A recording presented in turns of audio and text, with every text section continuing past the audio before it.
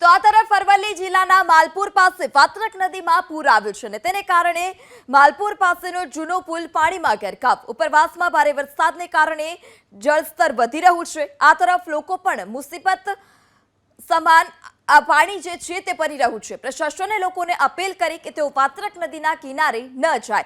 મામલતદાર સમગ્ર સ્થિતિ પર હાલ અત્યારે નજર રાખી રહ્યા છે।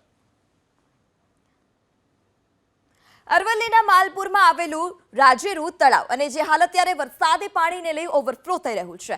ઐતિહાસિક તળાવમાં પાણીની પુષ્કળ આવક થઈ 2 દિવસથી માલપુરમાં ધોધમાર વરસાદ વરસી રહ્યો છે। પાણીનો પ્રવાહ સતત વધી રહ્યો હોવાથી રાજેરુ તળાવ છલકાયું, તેને કારણે બોર અને કૂવા પણ રિચાર્જ થશે।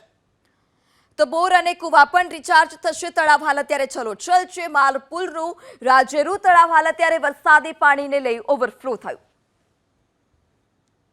અરવલ્લીના બાયડમાં પણ સામાન્ય વરસાદમાં જ જળબંબાકારની સ્થિતિ જોવા મળી। બાયડમાં 5 દિવસથી વરસાદી પાણી ભરાયેલા છે।